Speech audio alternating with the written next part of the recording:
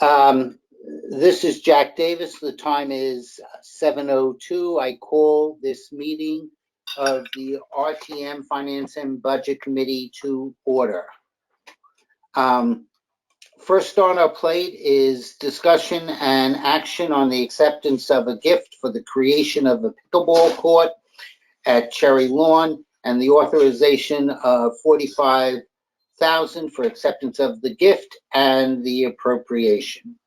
I'll second it. Do we have a moving first? I move. Okay, Louisa moves, Mike seconds.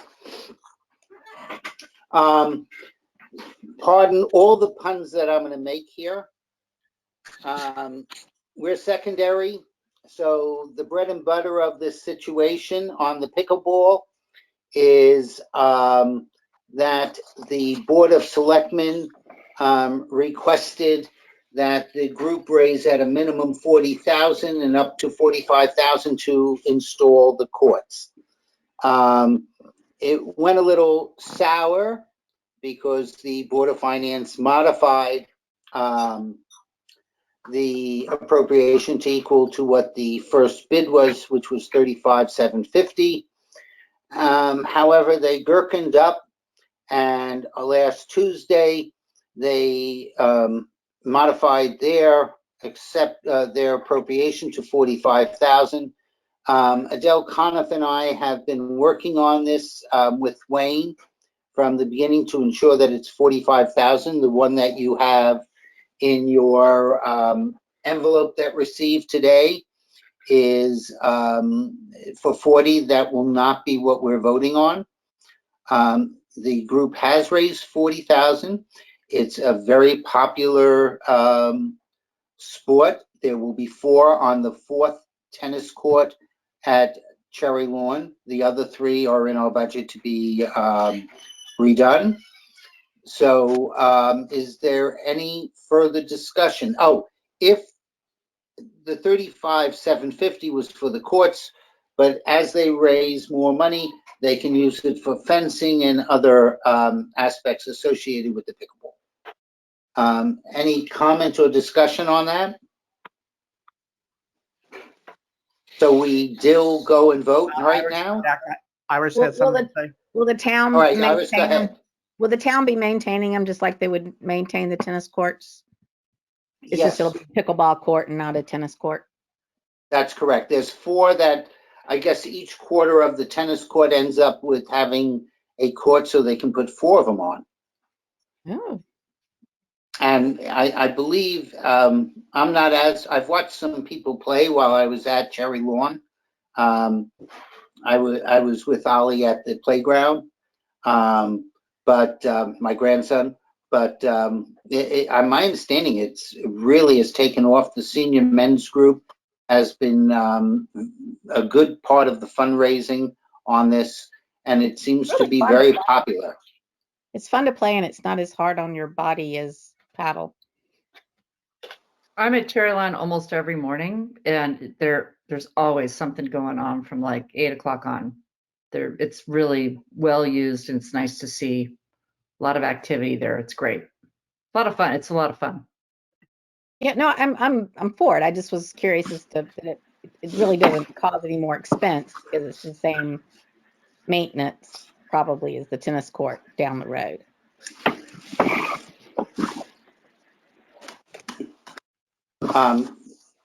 Are we ready to vote? Give me a second.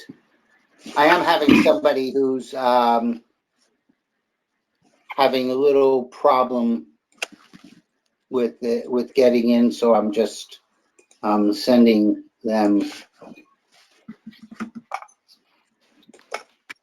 access. Okay, sorry. Are we ready to vote, or are there any nay votes?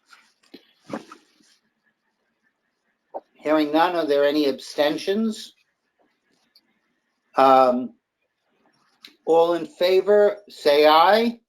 Aye. Aye. And we Aye. have 9 in 1, 2, favor. That's 3, unanimous. 4. Okay, super, thank you. we will have a little bit of a report, but I'm going to be very honest. Our report is basically going to say, we agree fully with what Adele kind of just said from Park and Recs. Our vote was, and then we're done. Since Adele will go into more detail than we need to. Let's move on to the next part of the agenda. Give me a second. You know, I guess the question would be, I was thinking, the tennis courts in the summer, you have to reserve them for a fee, except if you're a senior. I wonder if the same holds true with the pickleball. It's not going to change my vote at all or anything, but it's just a thought. Oh, well, I got in with my phone. I can't get in with my computer. Oh, we were having some problems with that also.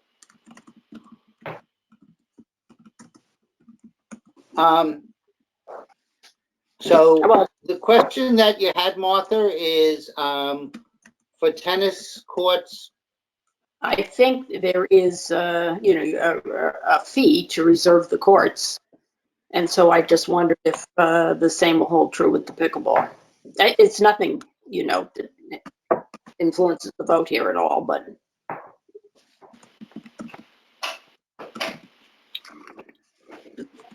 Of course, they're contributing 40,000. Yeah, no joke.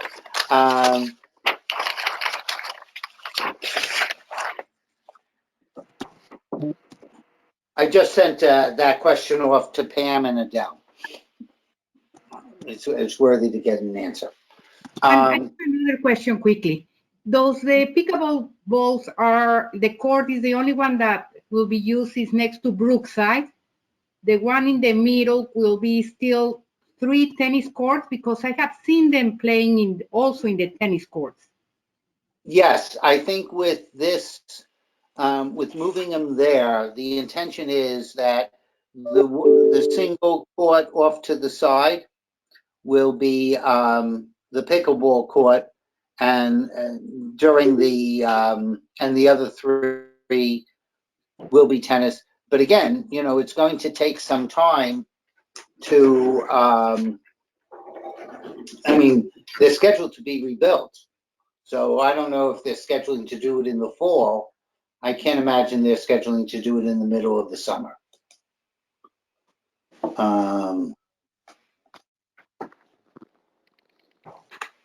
So the other 3 will remain tennis.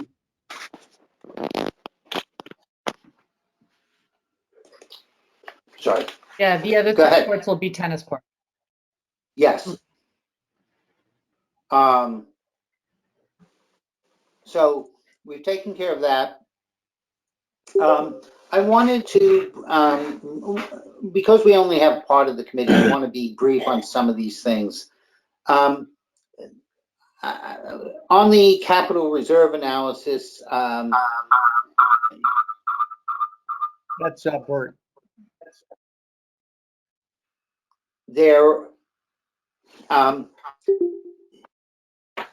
did do a presentation to the Board of Finance, and we can discuss it a little bit more when we're going to vote on the budget itself. But basically what it does is it takes the last 5 years of gross capital requests and deducts those things that are bonded, because bonding is handled separately. Reduces certain capital projects which historically never require contingency or capital reserve. Those included the accruals for fire engines, public works, police cars, the accrual for the revow, sidewalks if we weren't bonding it, the roads, and took them away because we always underspend that as they were an ongoing accrual, and so contingency was never used, to come up with an adjusted amount. We added that up, divided by 5, multiplied it by 10 to 12% to determine what is the range for what capital reserve should be. I'll also add to the fact that we then looked at least 3 years back, because that's the only packages that were available and reports for which the Board of Finance were preparing. You got to remember that Board of Finance up to 3 years ago wasn't providing packets, full packets prior to their meetings with all this detail. And some of the reports Jen has instituted, which are now a standard report for every month, which is very good. But based upon that, the average usage is about 100,000. One of the big changes was, if you remember last March, not this one, but the year before, when the RTM couldn't meet, there was time sensitive on the police HVAC. So they spent the 233,000 out of that account, which was good. Interesting enough, the rest of the usage for that year was approximately $10,000. So they're having about 640,000 left when we get done with all the closeouts, with the with cleaning up the reserve fund for capital and reserve fund for capital non-recurring expenses. And they're going to have about 1.6 billion left in that account based upon the closeouts. The analysis that we did on what the suggested reserve should be ended up being about 300,000 or less. I updated it for this year's capital, and it's actually went down. So while the Board of Finance said that they were unsure as they're entering new territory, basically because all the accrual accounts and some of the other accounts that were sitting out there for all these years were closed. You know, something that F&B has been driving for the last 2-3 years. And that has probably added someplace in the neighborhood of 400,000 to 500,000 to the reserve. It's also had a lot of projects that have been sitting out there all of a sudden used. So we don't know exactly, but as an example, town hall security, because we have limited manpower to do some of these things, but the town hall security project, instead of it being done in-house due to the complication, 19,000 was allocated, but it's going to get done by an outside professional. So that's good that not only do we clean up adding 400,000 to 500,000 by constantly requesting the Board of Finance to do this, but we're also getting a lot of projects that have been sitting out there for a long time completed. So I know, Mike, you were talking, do you want to make comment on the closeouts and part of your observations? Well, just Jack, who are you directing that to? You. Okay, yeah. I wanted to make sure of that. No, I just think the closeouts, looking at the pattern over the past number of years, have all been, the ones I've seen, basically net positive, which just strikes me that the underlying, it reflects the fact that contracts as they come in and they're accepted, that we find that the management of various projects are all basically, seem to be well managed, and that's no other way of describing the fact when a project comes in under budget, as they do, producing a positive closeout, that all contributes to the betterment of the town. So I congratulate folks on the managing those projects, and but it certainly fits a pattern that there's a certain degree of positivity in the contracts that are bid out in that fashion, positivity in that they end up resulting in a positive closeout balance, which is a relief to the town. So that's basically the extent of the comment, Jack. Yeah, I also spoke to Jan about that, and I think it really goes back to, I don't want to say this, but it really goes back to the shuffle, for those who've been around and remember that the overage that we had, that on the town side, Jamie, Kate, and Jen have been really making sure that there's an appropriate amount of contingency on some of these projects, be it 10%, at times 20% when we don't have firm estimates. And that might be part of the reason why it's coming in a little bit over on some of their projects. There are other people, and I'm going to say this, and I hope that Mark will laugh when I say it. You know, Ed Gentile has about 5 different documents for any project that he's working on, and he has it down fairly well on where we are. So if he's adding in contingency, which is just part of the request, it's a pretty good shot that Ed's going to come in with where his original number was within that range. So the same thing is on the school side. Rich Rudel has taken an interest in making sure that the school projects are properly budgeted, estimated in that. So overall, yes, it's good that we're over. It's how do we return the funds? And we will continue to press next year the Board of Finance by monitoring what they're spending these funds are. I think that's going to be part of what F&B should be doing, is looking at some of the monthly reports that are discussed at the Board of Finance, and also discussing them briefly here. Where are we on revenues? What are we doing here? Where did we do well and where didn't we do well? And that sort of leads me to the second part of this conversation, which is one of the things that we've pressed on.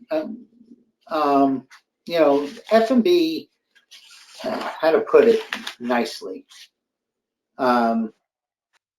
A lot of people in town think that the only 3 boards or 4 boards that matter is planning and zoning, education, Board of Selectmen, and the Board of Finance.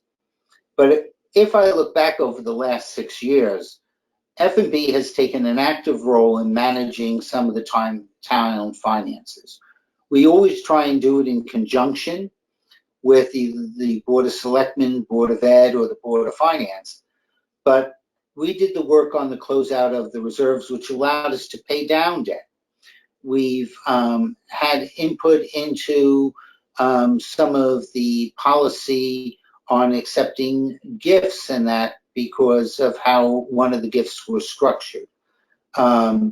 We've had input this year and a wonderful model done by Jenny on having future fire engines bonded.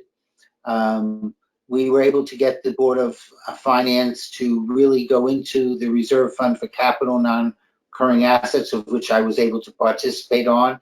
And then we challenged the accruals that were going on for vehicles to such an extent that the accrual that was left for just the public works vehicle was removed from the budget, as it was the only vehicle that was being used.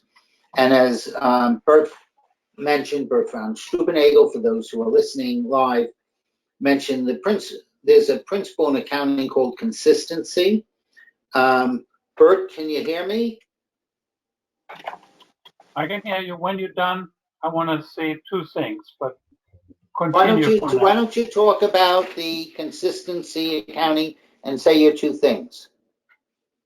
But before I do that, because Jack said we're doing a great job, which is wonderful, but it's even better when you hear it from the other committees and boards. So when I attended the last operating planning committee, where all the boards are coming together, every one of them said how much they appreciate the input by F&B, and they mentioned Jack's name in particular.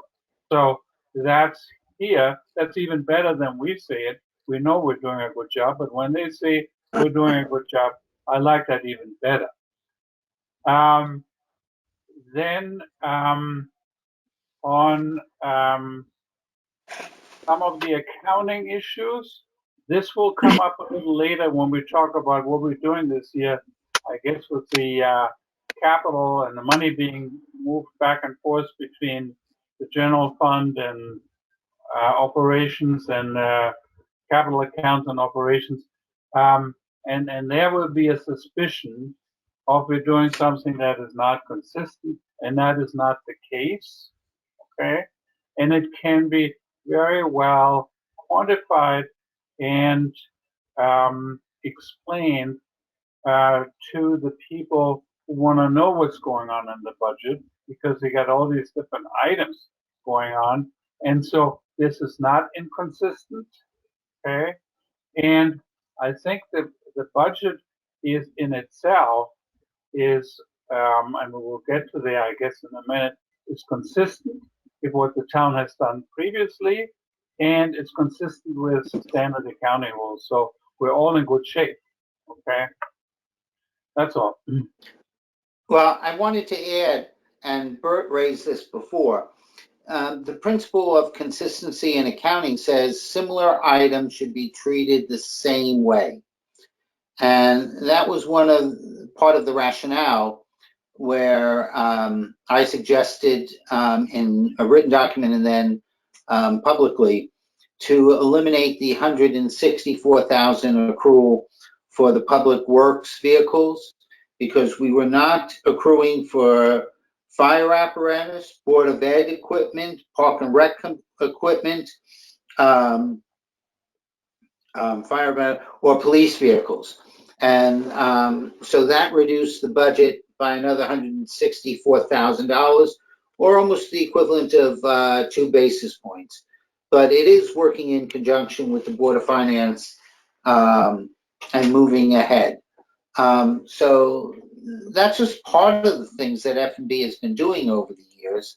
But and while it's nice that my name is mentioned, I'm just part of a team. I mean, Mike Heights, Iris, Bert, and several others worked on the Martha, worked on reviewing the reserve funds that freed up money. Louisa, Bert, and Jenny, who, as I said, built a marvelous model, and myself worked on the fire engine accrual. And it hasn't been fully decided that they're not bonding, but I think that's where it is. We'll continue to work with them over the summer as needed. And, you know, on many of these other areas, you know, people have sent things around to people and gotten feedbacks and comments. So it's really a team that's been doing this. I personally feel that we're running a $35 million business with essentially 4 people in finance, and that includes Jen. And so often they don't have the resources, and I believe one does payroll. The town doesn't have the resources in which to do some of the analysis.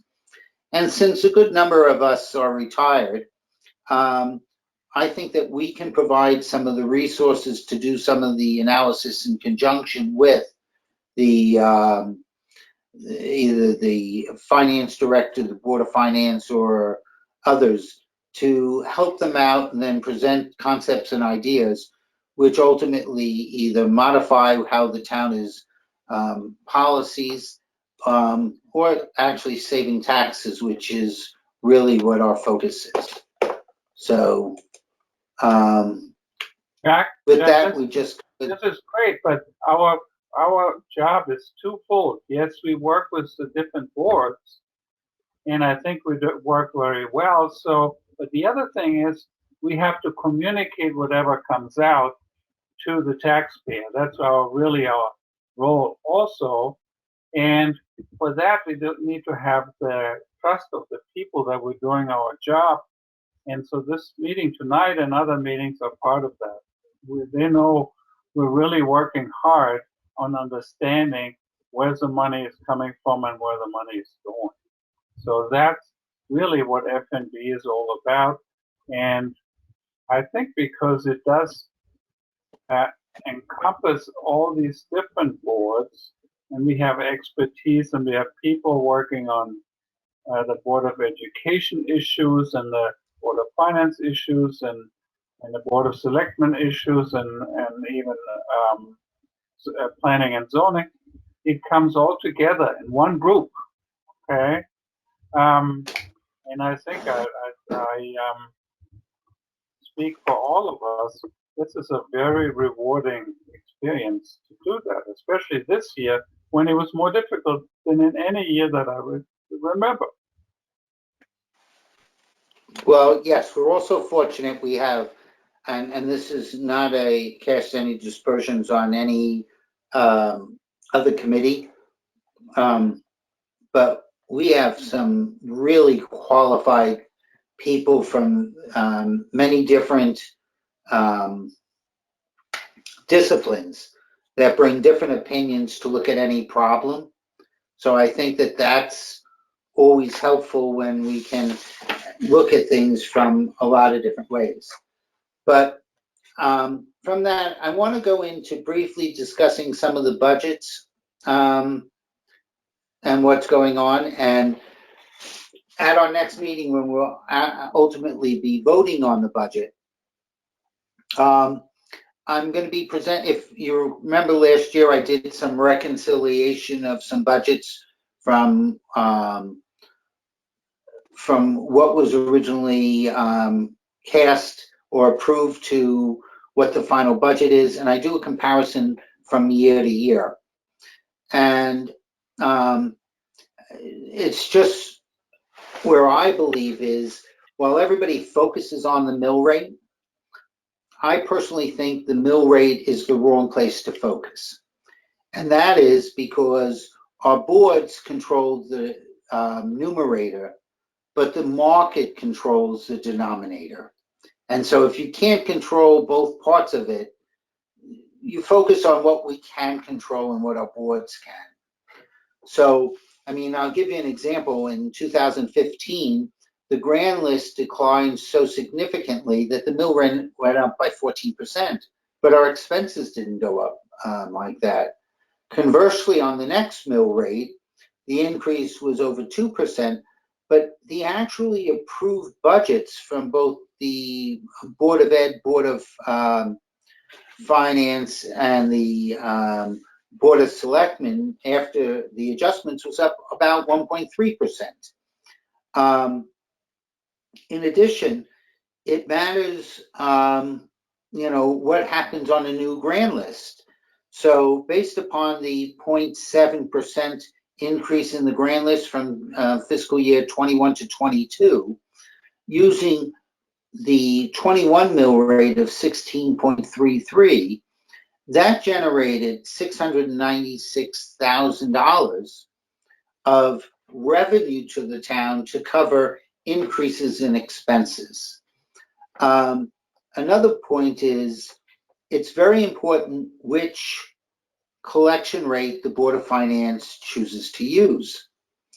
Last year, they chose to go back to a Great Recession rate, and some of us did say that we didn't think that was appropriate. But if you look at what that cost the taxpayers, that resulted in $799,000 of a reduction in taxes, which were actually paid, which is part of the reason why there was a big contribution over to the grand list.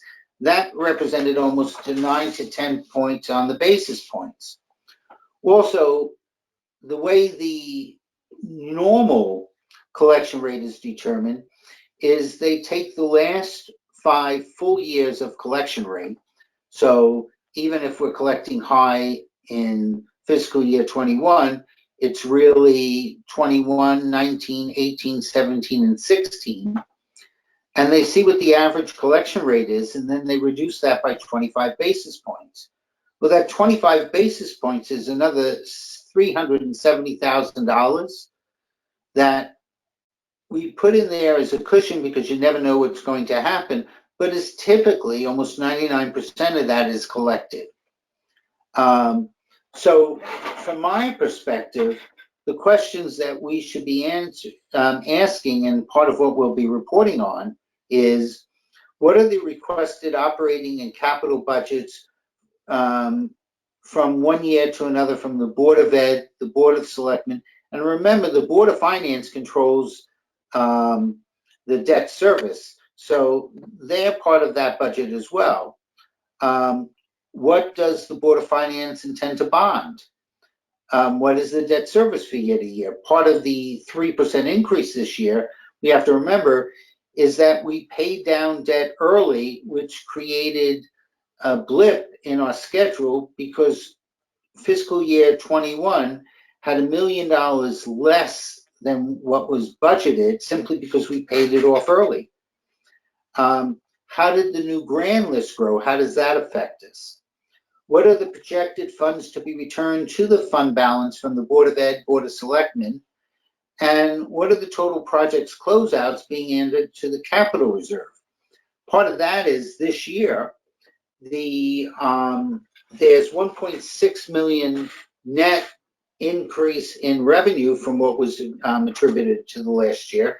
And I'll actually say it's 2.3 million, and it's based upon the tax rate, the town clerk having phenomenal revenue, including the new mortgages and the home sales that have occurred. And lastly, Park and Rec had a substantial increase in income over budget, and that was lowered partially due to COVID, but it turned out that they still had high revenue. In addition, there's 800,000 coming back from the Board of Selectmen. Part of that is just good management of expenses. Part of that is we've received grant to cover expenses. And after we've contributed 1.8 to cover some of the COVID expenses, based upon the excess cost reimbursement in the Board of Ed, which was originally budgeted at 65 rate return on what we submitted, based upon the remote learning, many of the schools didn't meet their threshold, didn't contribute. And so even though the pool is kept constant, we're going to be getting almost an 80 to 81% return. So that's going to give back to the town approximately $1 million, meaning that the general fund is getting $3.4 million back this year. And that's significant. Then the next question is what gets returned from fund balance and capital reserve to the taxpayer? And then what is the collection rate that the Board of Finance uses? All those are really the real drivers of the mill rate, because we hope that the grand list goes up about 1% a year. But in the next couple of years, we also have to remember that as we have the grand list growing, as the 3 projects move forward, as example, the Corbin, and they take down those buildings, well, we're not taxing on those buildings anymore. So there's going to be some changes until they start building the next set of buildings. So I just want to cover that because I think it's important that, you know, the audience, I know members on this committee know that, so I apologize for boring you. But I think it's important that the public and other members of the RTM understand all of the moving parts that are being looked at. I also want to add that while this committee took a sense of the meeting on the use of general funds, and I requested that more out of the capital reserve be used than the general funds. In reviewing the general fund policy, general funds are supposed to be used based upon the current policy for one-time events, such as filling in for the Board of Ed on the 1.8 million that they needed to cover COVID expenses, or for capital.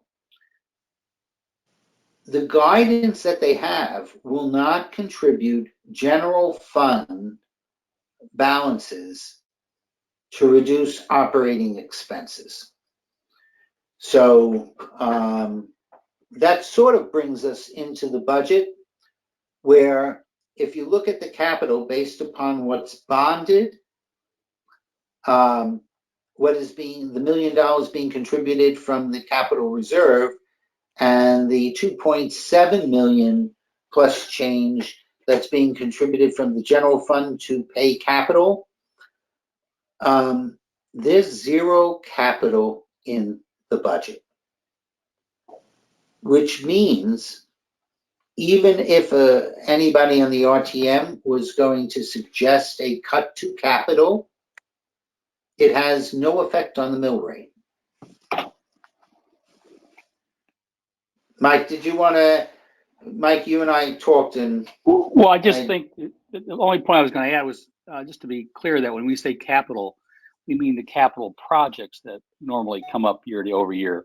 And those capital projects are going to be funded in the fashion that you described, Jack, the bonding, the capital reserve funds, and the general fund contributions there.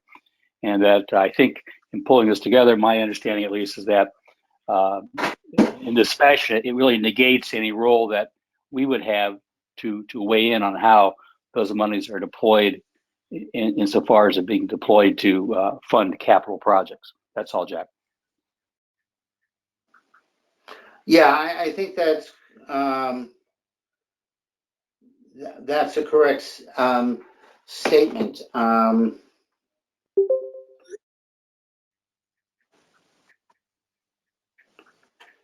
And I'm sorry, I'm trying to send some links to some people who are looking to get in.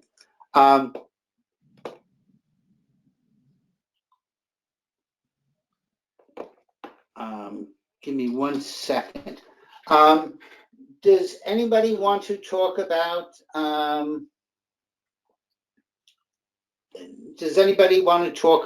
their views on the budget while I'm doing this? Yes, I'll be happy to, Jack. Thank you. I think what's the most confusing for people at this point is when they read in the Darien Times in March that the amount to be raised by taxes in the next year's budget will be 8.77% higher than the previous year. They also now hear that the mill rate will go up by 3.15%. Now we know the mill rate is not quite exactly what the expression of amount to be raised by taxes is, but people heard 9% and now they know 3%. They do what I do. When I hear these percentages, I take my amount of taxes, my property taxes that I pay to the town, and either figure 9% over that rate or I figure 3.15%. So the people have to understand what happened between the 9% and the 3.15%. What mystery happened? Because really in the Board of Education and Board of Selectmen budget, nothing much happened. It all happened in the Board of Finance, and it's now happening here. And so people will say, so what happens? The financial wizards got going, okay? I'm not saying the Wizards of Oz, but the wizards got going, and they moved things around, and the people want to know what actually happened, okay? And this is the thing that we have to explain, that not as much happened as they think actually happened, because the money that is now helping us out from the kitty, from the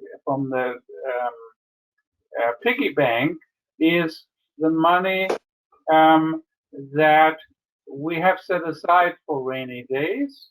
And also, it's not all money that we take out of the piggy bank, because there's money going into the piggy bank, plenty of it, okay? And Jackie already mentioned it.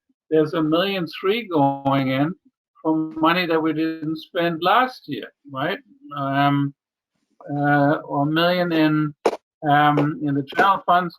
There's an operating surplus in the Board of Education budget of $1,038,000, and in the town operating budget is $800,000 going in. So both in the general fund and in the capital reserve, there's money coming in.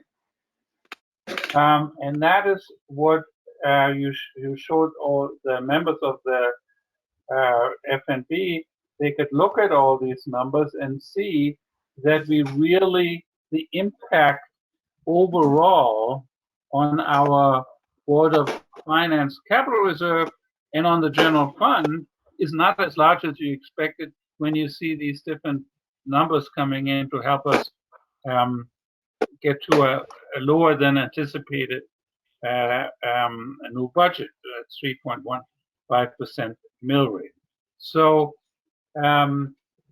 yes, there's $2.785 million coming in from the general fund, but the general fund will only go down by much less than this amount. And yes, there's $1 million coming in from the Board of Finance capital reserve, but that amount is only going down by about $300,000.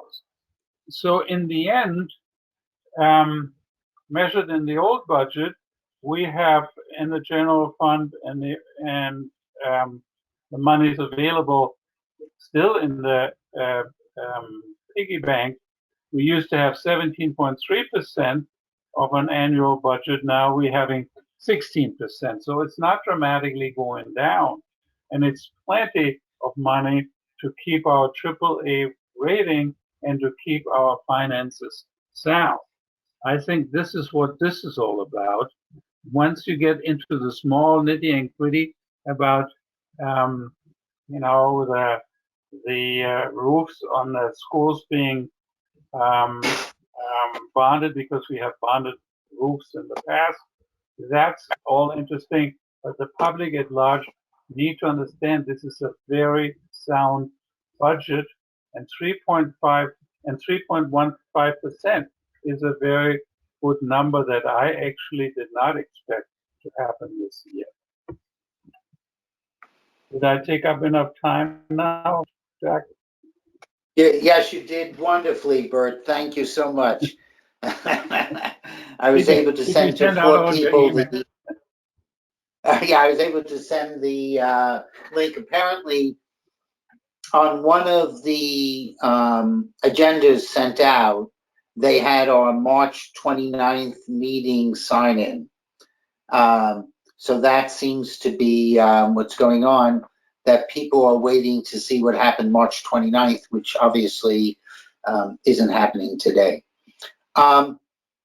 I did want to cover some of the things on the bonding, and you know, we'll go into more detail on this, but we did have some, I did get some answers.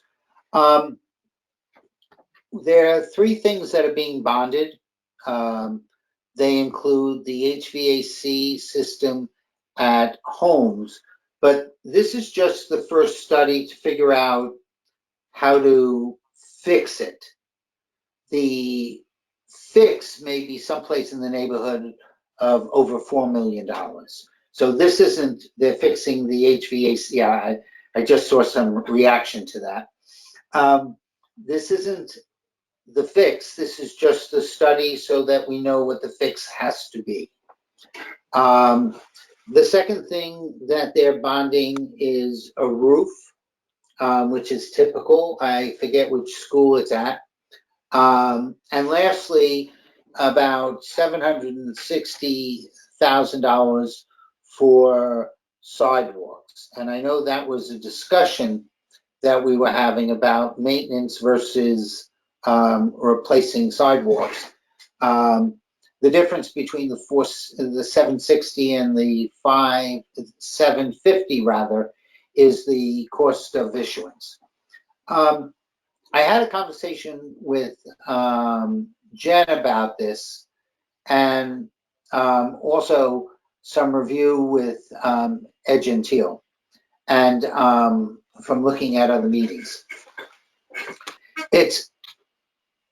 We are actually replacing the sidewalks, and they're going to be completely new. This isn't typical repairs. This is the sidewalks that are slated to be replaced are being dug out to the ground.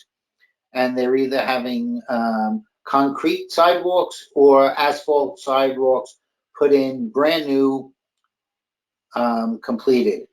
And my understanding, and Mark, I know you have better knowledge of this than I do, but my understanding is that the asphalt is expected to last for 30 years and cement sidewalks supposedly last for 50 years.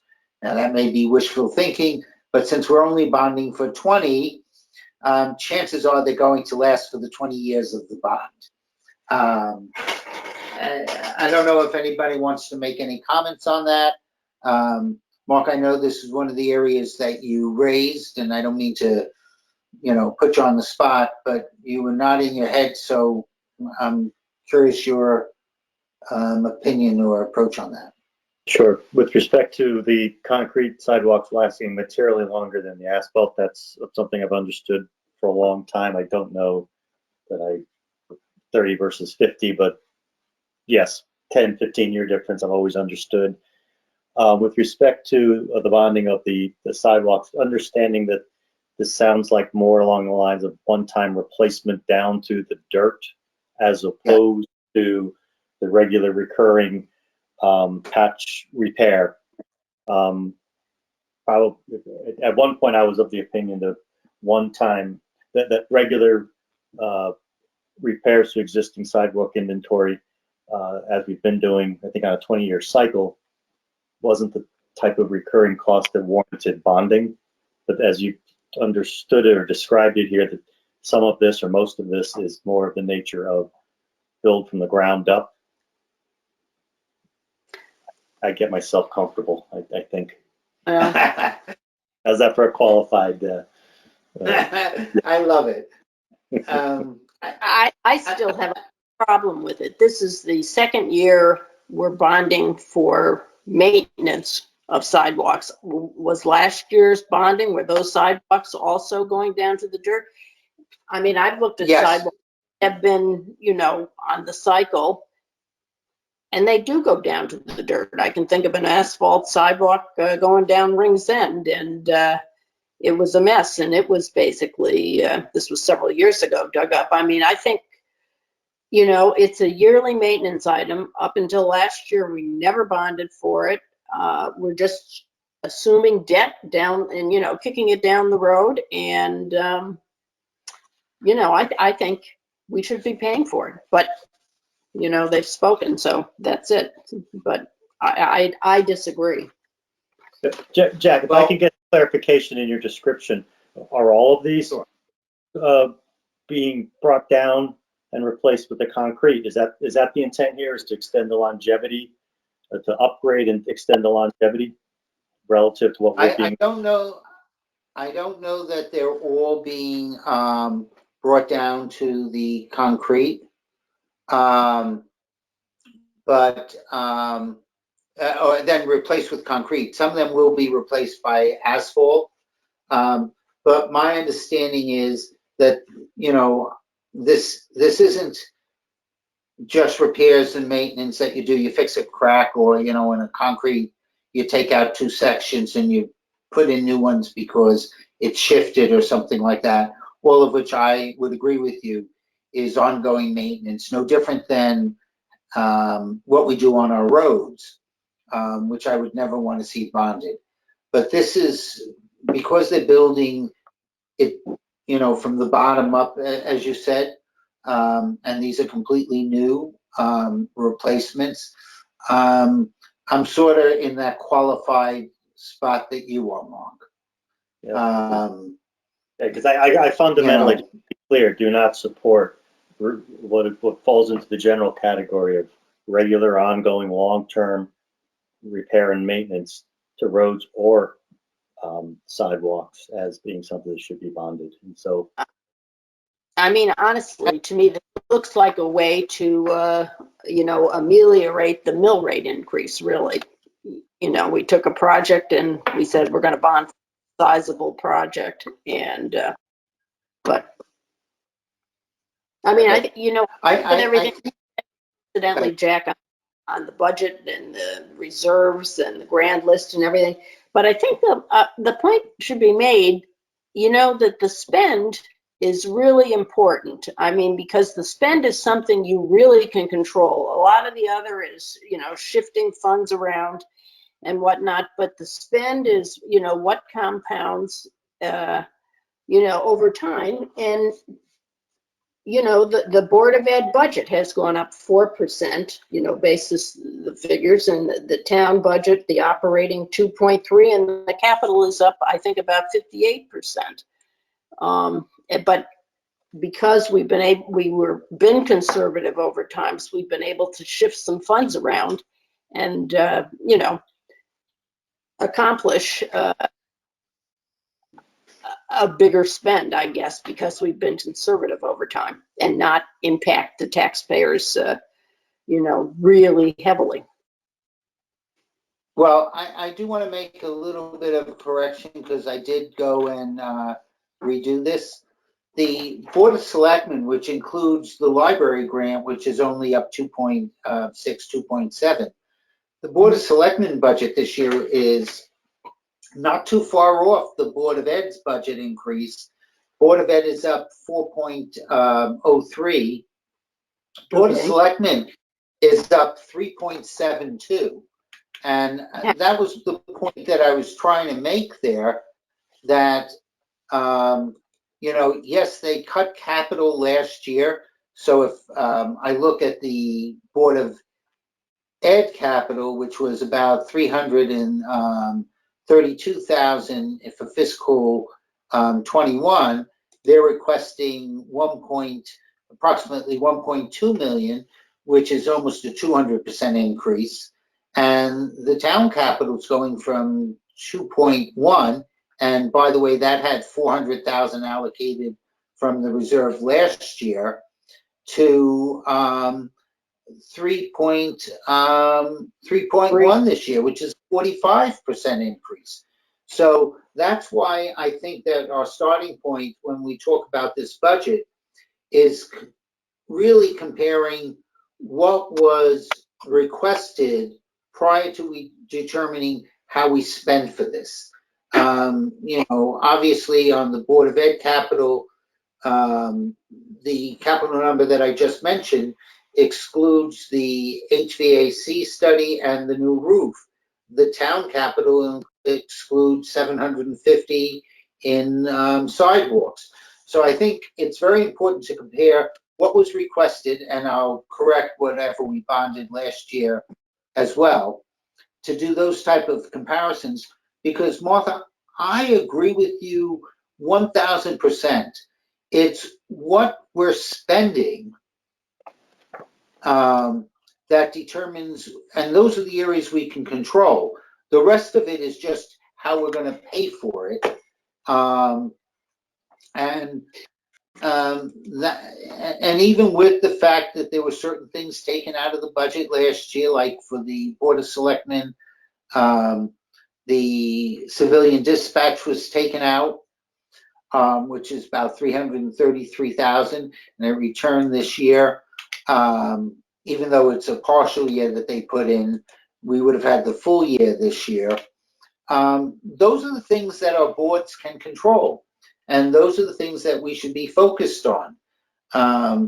The spending on debt is something that's being managed by the Board of Finance.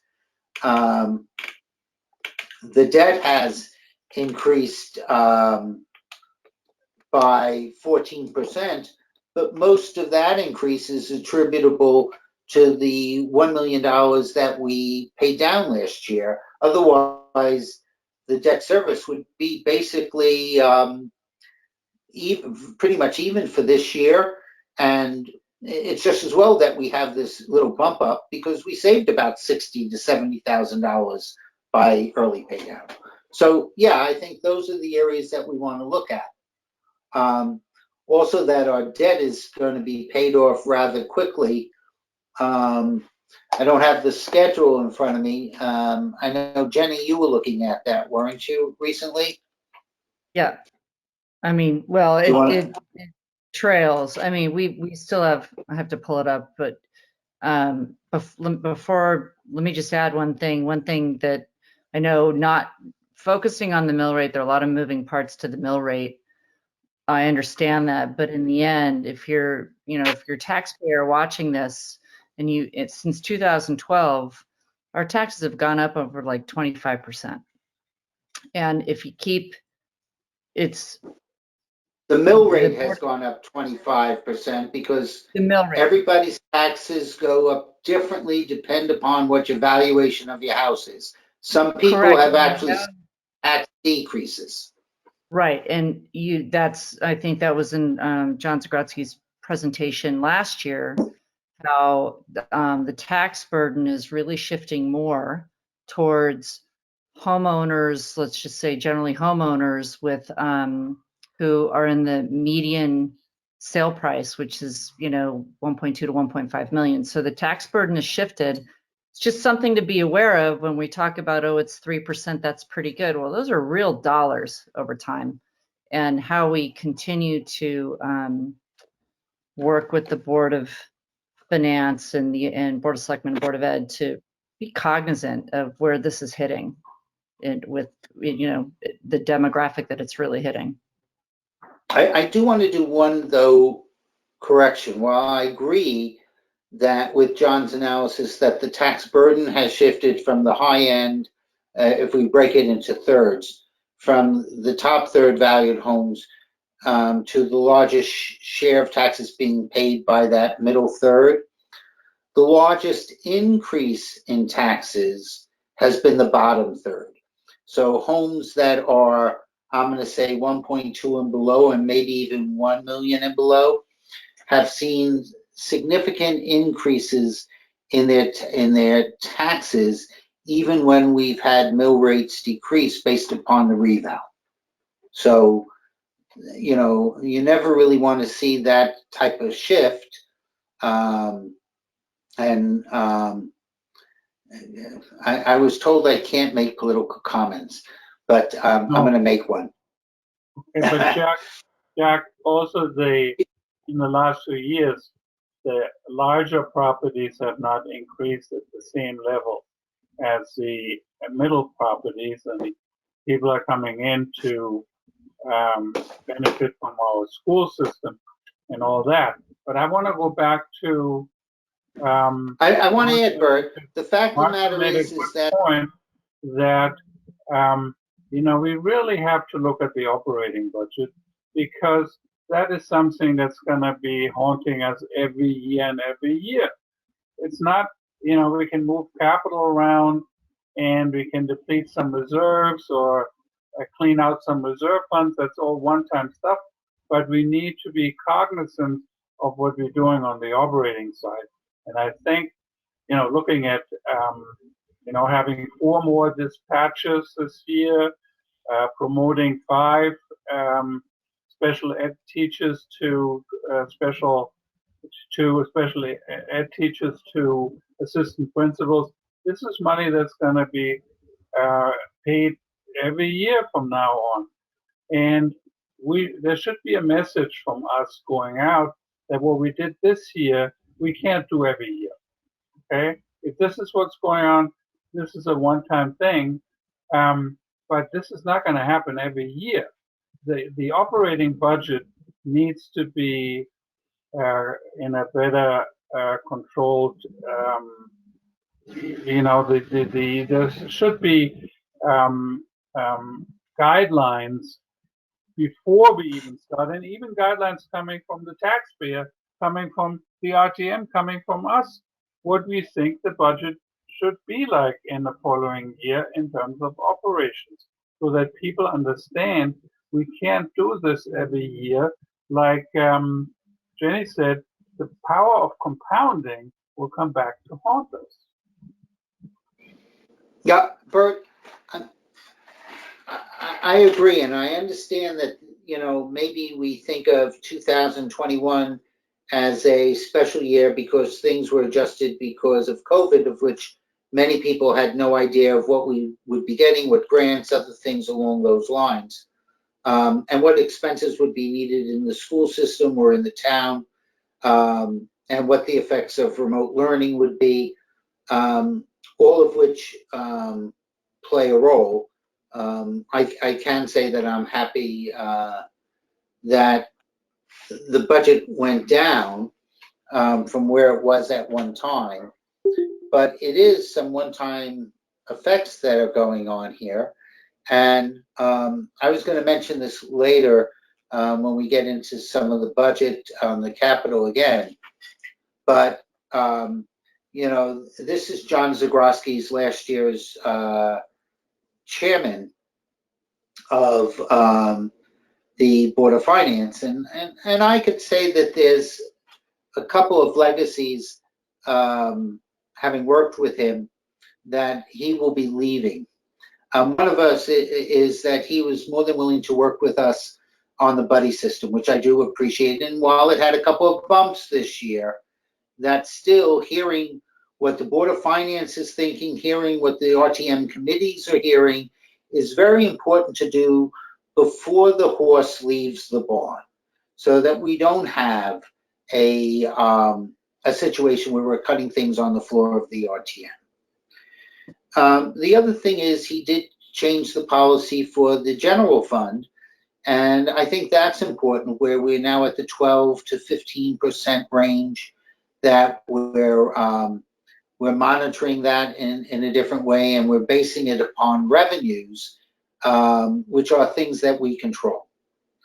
Another thing that John mentioned, which always sticks with me, is that whenever we add an FTE, the average cost of that FTE over the life of their employment in town is $7.5 million.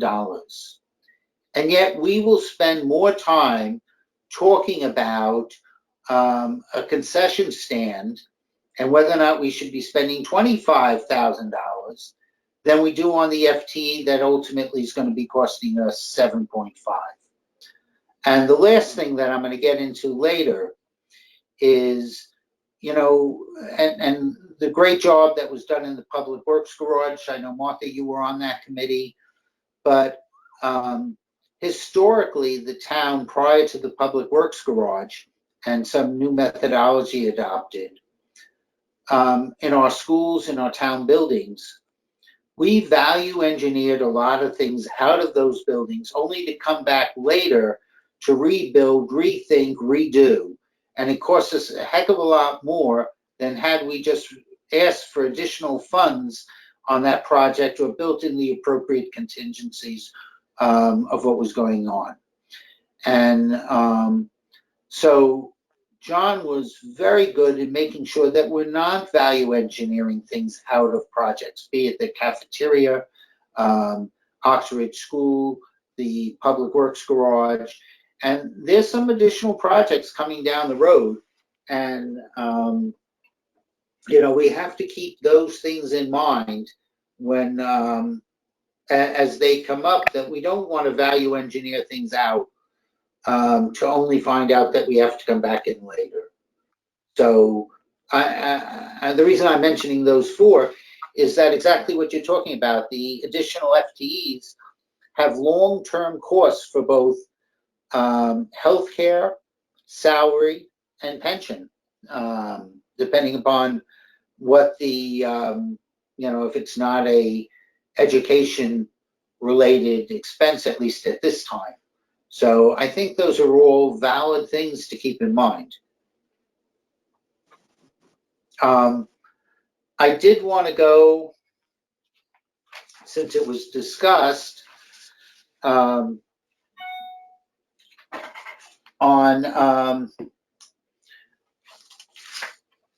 Egerton.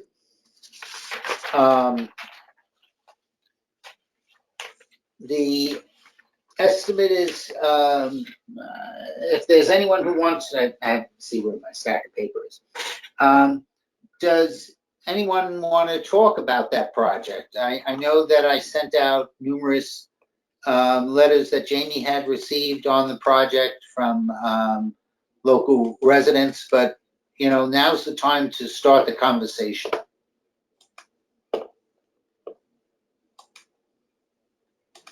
Anyone want to make comment? Well, I'll just say I I'm do. happy that there's no plan. You know, I don't understand the expenditure in this year when it's not attached to a plan. And in fact, I was thinking about it. If at some point you were going to declare it an open space for a pollinator pathway, I don't think you want to plant grass. I think you want to leave it natural. So I just, I'm very reluctant to spend the money because there's no plan. I don't know how that land will ultimately be used. And I don't see it personally as a, I've looked at it, it doesn't seem like a safety hazard to me. I mean, if there are a couple of dead trees, those should be removed, but that's my thought. Well, I think from the information I've gathered, I'm trying to get an analysis of how Ed came up with his course because, as we all know, working with Ed, he didn't just come up with that number. He probably has about 3 or 4 analyses that came up with it because he budgets very well. But my understanding is probably half of that 75,000, which includes some contingency, is for the removal of stumps, removal of some of the driveway, demolition of walls and stairs that are still there. And it also includes, it does include some seeding and topsoil. There's some minor paving being done and some curving that's being built there. But it's to, at least for the interim, until we can decide, make it into more usable open space. And I think that's the current view of it. I've heard rumors of dog parks and other things down the road, but like anything else, it might take us a little bit of time before we, the Board of Selectmen, make their final decision on what they want to do with that. But making it into open space is basically what that 75,000 with contingency is about. That's at least my understanding. And hopefully I can get some more detail prior to us voting on it. I'll go. I have some trouble with this one. I'm pretty aware, pretty familiar with the history of this property. It's a very valuable piece of property for people who maybe haven't been here longer than 10 years. This is, from what I'm understanding, this is actually, this should have been, if this was going to be done, this should have been done at least 5 years ago when the senior center came down, which was all part of the shuffle. And so I've been up there, I've taken pictures, if it's $75,000, I don't know what it's for. Because first of all, the public really doesn't know what to do there. I mean, the neighborhood walks, they use it, and if you're parking to watch a soccer game, you can let the kids run around. I mean, it's completely usable now. Spending the $75,000, I don't think does anything to the use. But here's what it does do is the history of what that neighborhood has had to, that neighborhood, District 5 and particularly Edgerton Street, has had to endure an awful lot of being on their toes because that property is always up for, it's like hot potato. Like, is it going to go to the Board of Ed? Is it going to be, year and a half ago, they're like, could it be paddle courts? And, when you think about, at one point during the whole shuffle, when it was looking to be affordable housing or and a couple other buildings, the neighborhoods is just always activated, watching to see what's going to happen. And, what was confusing for me was this request came in the 11th hour, and it was attached to a 15-year capital project study that contemplated some pretty big capital projects. So immediately I thought, okay, something's coming. which is great. You know, we've got this very important piece of property right next to Middlesex School, right up the street from Norotan Heights, which you know, the federal realty project that's going in. And that study, I don't think is relevant anymore. But it did hint that there's still something coming down the pipe for it. So, which I would be in favor of. But you look back at the history of what's happened in particularly that part of town, you've had a lot of affordable housing go in with the Heights. You've had they've had to deal with flooding issues, which hopefully will be mitigated with the federal realty project. You've had, when that soccer field went in, they tore down a lot of trees that caused a lot of flooding just on Edgerton Street. You had this, you know, the cottage went in. There's just a lot of activity going there. And so I think to just say, oh, we're just going to clean it up is, I don't think you're really taking into account the importance of how involved the neighbors and the residents of that neighborhood are actively involved in this. So I think the $75,000 doesn't do anything to improve that project or that property, because I also don't think people know what to do there unless you live in the neighborhood and you're walking up the street. Now, I would have been a lot more comfortable if there'd been more of a public process of, you know, I'd like to see more, you know, discussion and some more formality around it. And if, you know, let's call it a project committee or whatever, came back and said, we need to take these stairs down because we're going to do this. I don't know if it's a pocket park. I don't know if it's a, you know, there's a lot of things that have changed. Like, you know, even the Board of Ed has had new needs. You've got Fitch Academy. Where's the future home of that? Is that going to still be where it is? And there's a lot of things that can be discussed with this property. And I do think, you know, for $75,000, which I don't know what it's for, I just have a lot of trouble with it. And I honestly don't think I can support that. Well, I do think that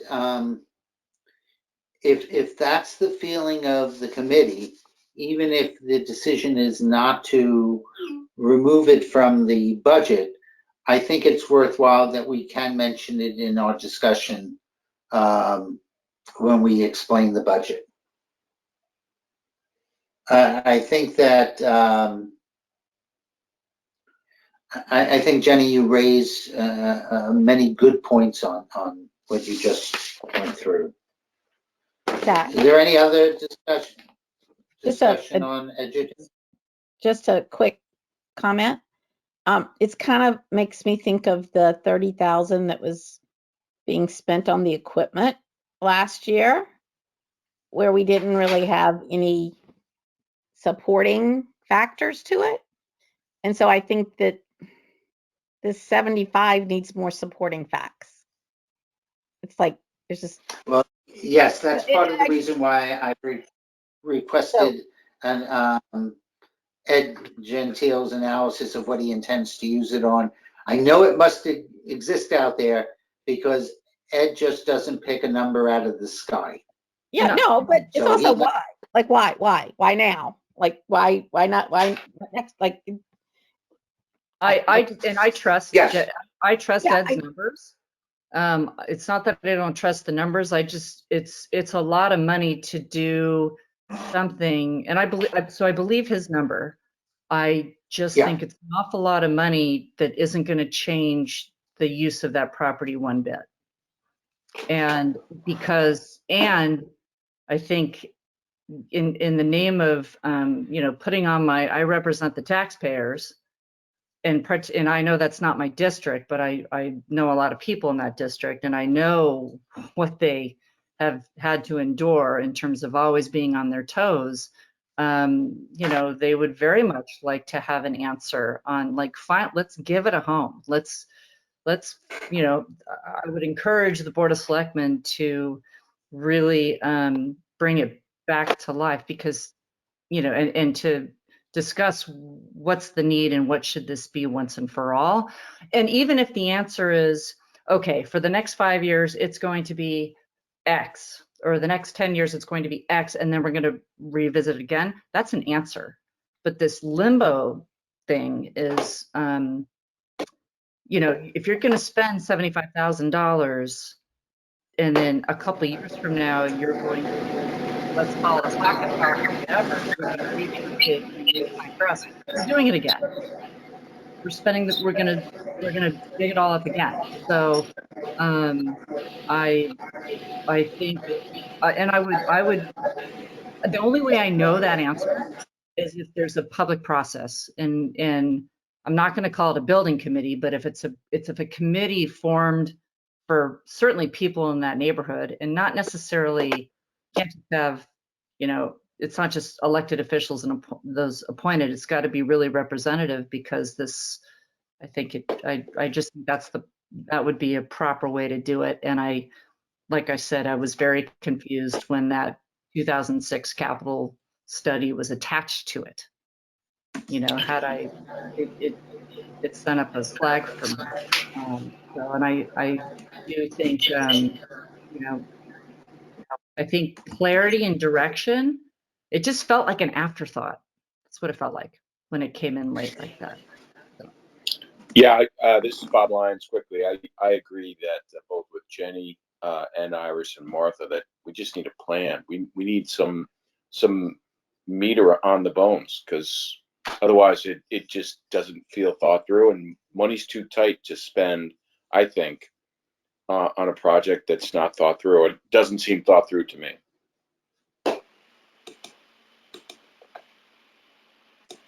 Any other comments on that?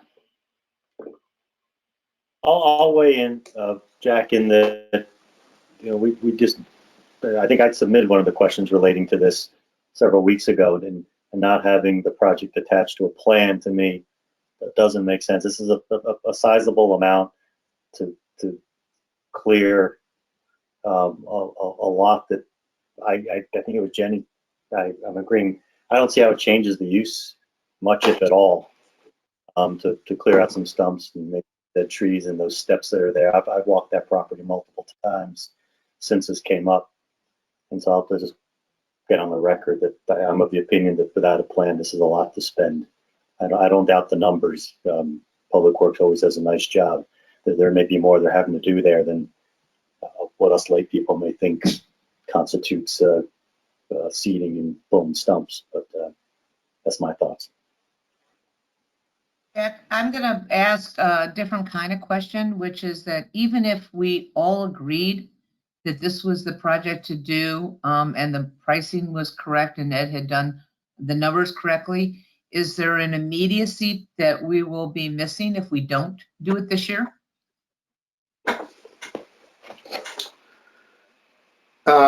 I can't answer that.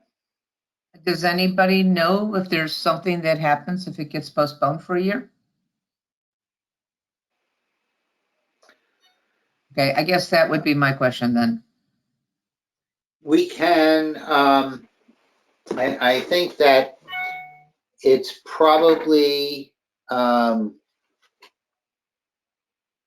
it's something that we don't have an answer for, and I can request that Jamie attend our last meeting to address this, our next meeting to address this.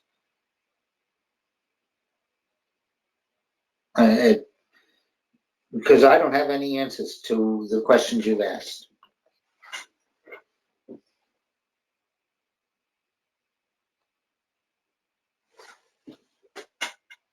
Anything else on that? And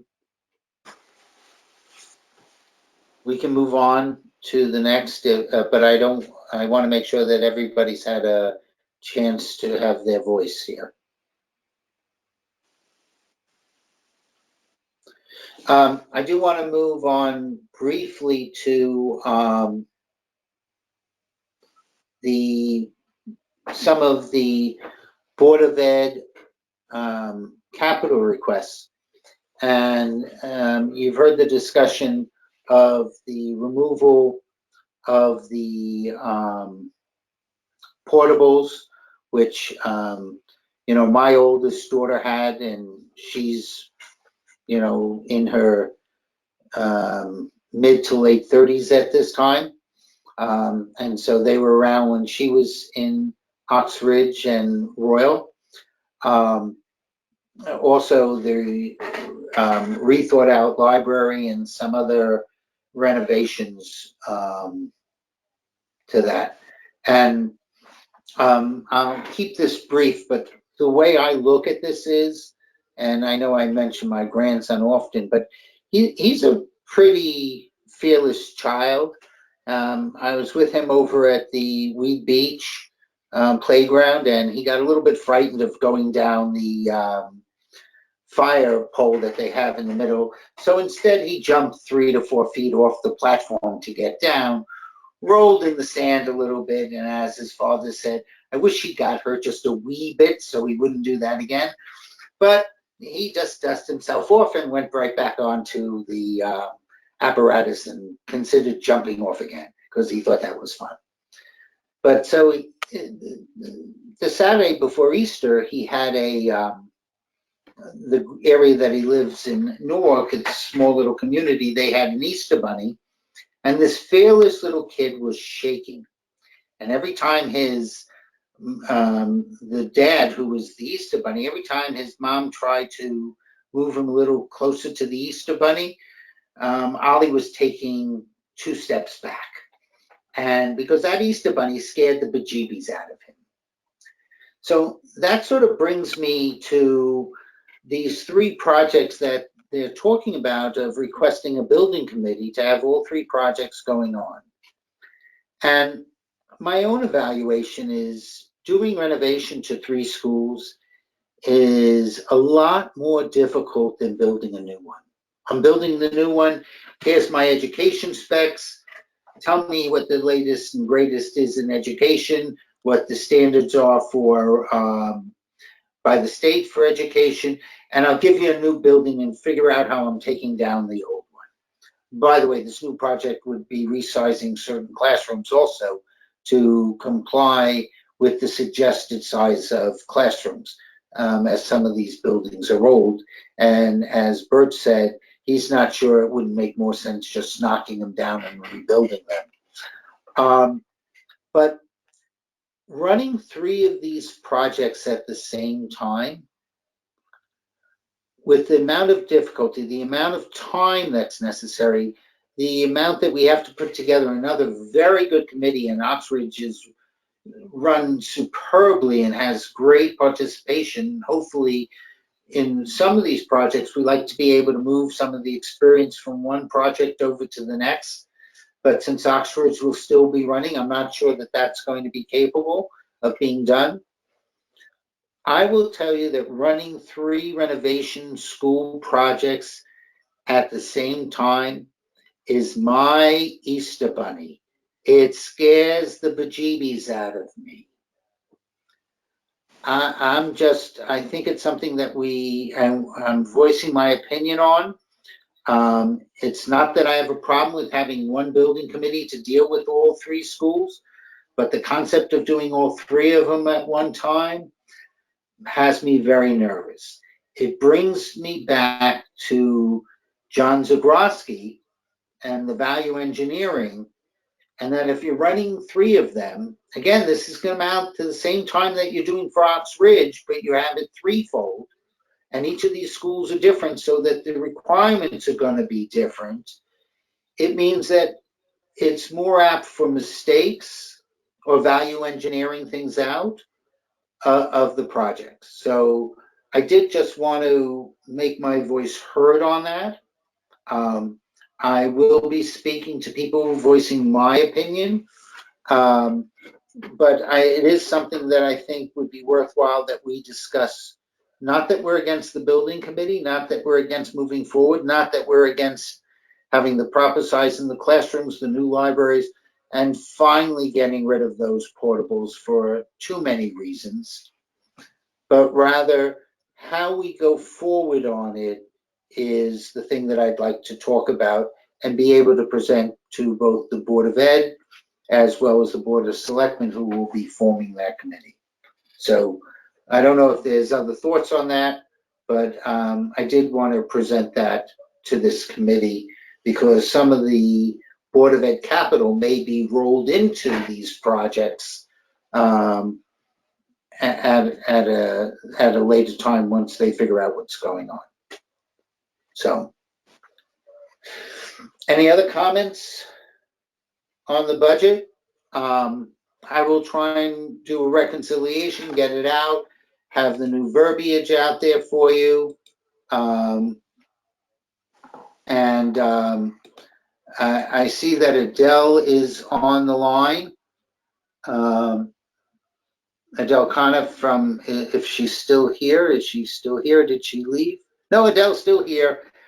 I did make Who's going to I say did make a commitment. why Chauvin did it? It's not Chauvin himself. The defendant's going to bring it back to the Am I still Okay. there, Jack? Yep. So. Can you hear me? Okay. Yeah, you wanted to, Adele has an answer for us on the pickleball court. Well, I hope on it's right. Go ahead. We'll make it right, but go ahead. Oh, I On just, whether or not- what I,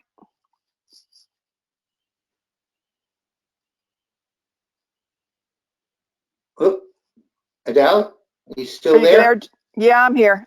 I'm here.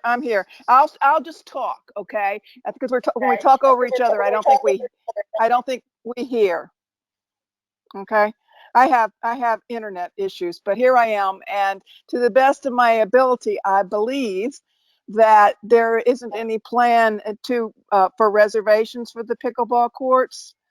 I don't think they've made a decision exactly, but it's not very many of them is what when that question was asked at a commission meeting, that was the answer. And I guess they will review it later, but there are just not very many of them to have a reservation process and to charge. You see, Martha, you ask and we provide answers that quickly. Very good, very good. It's very, very popular, though. I would think that you would have to put some time constraints, on how long people play, because I do know it's extremely popular. Anyway. That's what I hear. Good point. Good point.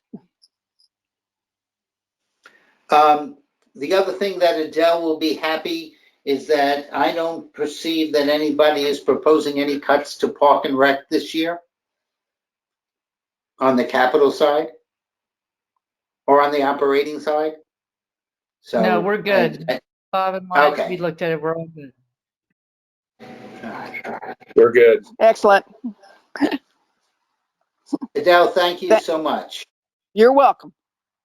And Adele, I hope that you go into great detail because, as I said earlier, I intend to say exactly what Chairperson Adele Coniff said is what we agree to, and here's our vote. And not go into any more detail. So I'm putting pressure on you. But with that, is there anything else? Oh, we have some minutes that we have to approve. That's March 29th, Jack. Do I have somebody make a motion on the minutes? I see Beth and and Louisa. then Louisa seconds. Are there any changes to the minutes? Hearing none, are we ready to vote? Are there any no votes? Not hearing any. Are there any abstentions? Not hearing any because nobody has to abstain even if you weren't there anymore because we're voting on the veracity of those minutes and Mike is very veracity.